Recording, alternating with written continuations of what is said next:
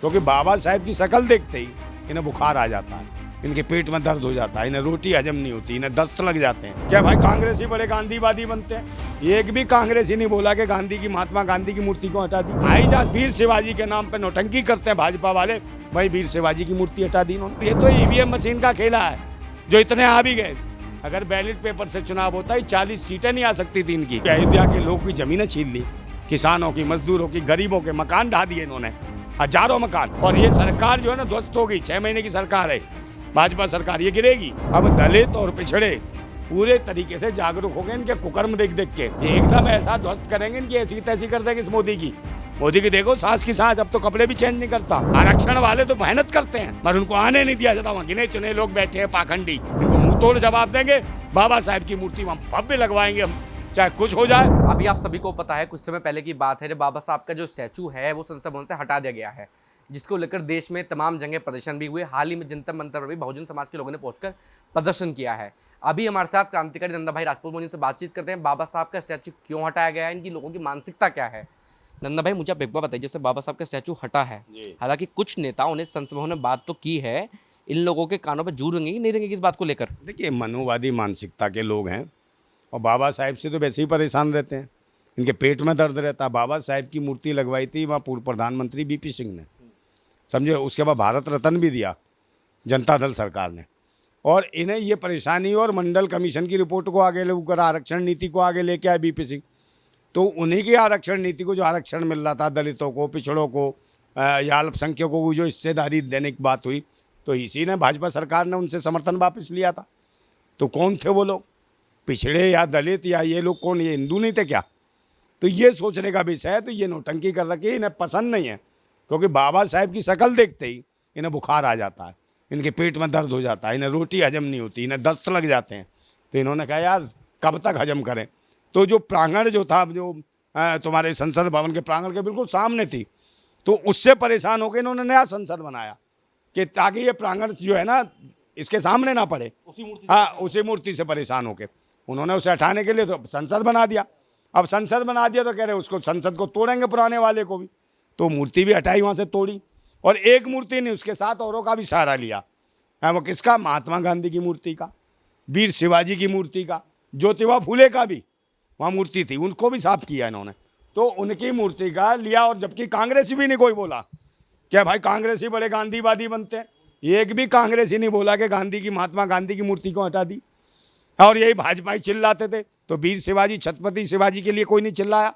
कहाँ मर गए पिछड़े, कहाँ मर गए पिछड़े, कोई नहीं चिल्लाया, मगर हम चिल्ला रहे हैं। तो भाई जहाँ वीर शिवाजी के नाम पे नौटंकी करते हैं भाजपा वाले, भाई वीर शिवाजी की मूर्ति हटा दी इन्होंने। है भाई बाबा साहेब अम्बेडकर की, जो संविधान रचेता है, जिस संसद में आज जो लोग जीत के जा रहे हैं, है उसी संवैधानिक रूप से, उसी संविधान रचेता की मूर्ति तोड़ दी और हटा दी। तो ये बेशर्मों को समझ आनी चाहिए। मगर हम जब तक लड़ेंगे, जब तक विशाल मूर्ति बिल्कुल इसके मुख्य द्वार के सामने नहीं लगेगी, जब तक प्रांगण में नहीं लगेगी, तब तक हम चैन से नहीं बैठेंगे। क्योंकि हम सारे भारतवासी हैं, अम्बेडकरवादी हैं और संविधानवादी हैं, लोकतंत्र को मजबूती चाहते हैं। इसलिए हम जो है पूरी तरीके से एक आंदोलन कर रहे हैं। और ये सरकार जो है ना ध्वस्त हो गई, 6 महीने की सरकार है भाजपा सरकार, ये गिरेगी। स्पीकर भी अब तो इनके बन गए हैं। स्पीकर से कुछ नहीं होता। स्पीकर से क्या होता है? जब ये सरकार कभी भी गिर सकती है। आप क्या जानते हो चंद्रबाबू नायडू और इन्होंने कहा कौन सा समर्थन दिया है? एकदम गिरा देंगे। मंत्रिमंडल भी कोई हैवी नहीं लिए इन्होंने। ये एकदम ऐसा ध्वस्त करेंगे इनकी ऐसी तैसी कर देंगे इस मोदी की देखो सांस की सांस, अब तो कपड़े भी चेंज नहीं करता। पहले कितने कितने चेंज करता था, इसके फैशन अलग थे। अब डिजाइन भी चेंज हो गई। अब देखा नहीं पग से पानी मांगता है संसद में, क्योंकि संसद विपक्ष ज़्यादा हो गया, पहुँच गया। और ये तो ईवीएम मशीन का खेला है जो इतने आ भी गए। अगर बैलेट पेपर से चुनाव होता है 40 सीटें नहीं आ सकती थी इनकी, 400 पार, 40 नहीं पार हो सकती थी। मगर ये ईवीएम से आए हैं। कलेक्टर जितने भी थे, डीएम कलेक्टर, उनका भी दबाव बनवाया, वहाँ से मेरठ की सीट जितवाई, कई सीटें जितवाई इन्होंने। है ये हालत है, नहीं तो इनकी तो बहुत बुरी हालत होने वाली थी। तो ये सब मशीनें जो सेट करी, आज तक नहीं बता पाए कि 19 लाख ईवीएम मशीन कहाँ गायब हुई। वो इसी चुनाव के लिए तो दौरान उनका इस्तेमाल होता है।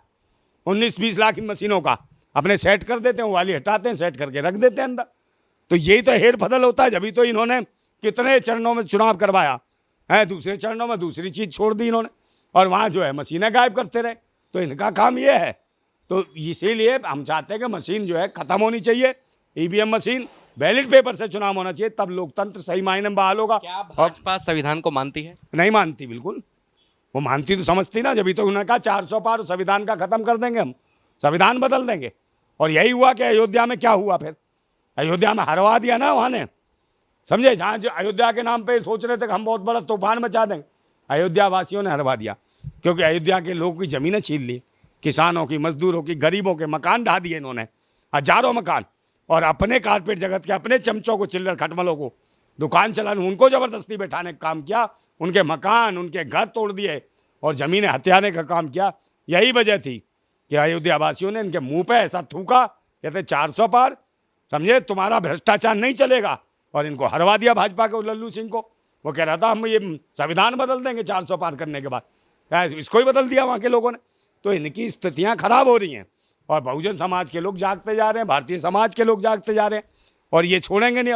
अब दलित और पिछड़े पूरे तरीके से जागरूक हो गए इनके कुकर्म देख देख के, और इस सरकार को ध्वस्त करेंगे, और कांग्रेस को भी कहीं ना कहीं सबक सिखाएंगे, क्योंकि कांग्रेस जिस तरीके से नौटंकी कर रही है कि संविधान को लेके आ रहे हैं। अबे संविधान को लेके आ तो बाबा साहब की मूर्ति जो टूटी है उस पर क्या करा तूने, बताना है। बहन बेटियों की जो इज्जत लुट रही है उसमें उन्होंने मुद्दा उठाया, लेकिन सड़कों पर आंदोलन नहीं किया। सुन लो, अभी जो हुआ है उसको पुलिस वालों ने मार दिया वहाँ पे फिरोजाबाद में, एक दलित को चोरी के नाम पे, और उसको कौन सा बोला बताओ मुझे, कहाँ संविधान कर रहा है। बहन बेटियों की इज्जत लूटी है, वहाँ का संविधान की रक्षा करने वाले बोले कोई? राहुल गांधी क्यों नहीं बोला भाई, क्यों नहीं बोल ले? मगर नहीं बोल ले, कह ले स्विच कर देते हैं IT, वो जो क्या तुम्हारे नीट की परीक्षा है, भाई नीट की परीक्षा पे बताओ, कहते हैं आरक्षण मांगते, ये तो बिना आरक्षण के पैसे घूस लेके तुमने बना दिए है, परीक्षाएं पास करा दी ने। तो कौन है ये दल्ले है जो देश के बच्चों को पढ़ाई लिखाई में ऐसे लोगों को भेज रहे हैं? ये डॉक्टर बनेंगे कल, तो ये तो कत्ल करेंगे, लोगों के पेट फाड़ देंगे और मार देंगे। तो ये तो उससे भी बेकार है, आरक्षण से बेकार थे। आरक्षण वाले तो मेहनत करते हैं, मगर उनको आने नहीं दिया जाता। वहाँ गिने चुने लोग बैठे हैं पाखंडी हैं, मगर उससे ही पी रहे हैं, और आरक्षण खुद खा रहे हैं, दूसरों को आरक्षण का कहते हैं। अभी 10% आरक्षण मोदी ने किसको दिया? किस दलित को दिया, किस पिछड़े को दिया, किस मुसलमान को दिया? कौन है ये जिनकी आबादी भी 10% नहीं है, 10% आरक्षण उन्हें दे दिया पाखंडियों को, है। तो फिर कहाँ देश जाएगा? खुद आरक्षण और दया दान पर पलने वाले कीड़े हमारे भारतवासियों को गिराना चाहते हैं। इनको मुंह तोड़ जवाब देंगे। बाबा साहब की मूर्ति वहाँ भव्य लगवाएंगे हम, चाहे कुछ हो जाए। इसके लिए एक आंदोलन होगा, पूरे भारतीय स्तर पर आंदोलन होगा। भारतवासी मुखर होकर काम करेंगे और इनको चैन से नहीं जीने देंगे। और दूसरे नंबर, पूरे भारत में एक आंदोलन बहुत बड़ा होगा जगह जगह बाबा साहब की इस मूर्ति को लेकर। अगर बड़ी स्थापित नहीं करते इसके प्रांगण में, तो इस भाजपा सरकार का वो बुरा हाल होने वाला है कि नीचे गांव खेत खलिहान में इन्हें घुसने नहीं देंगे भाजपा वालों को। भारत के लोग, ये स्थिति हो जाएगी।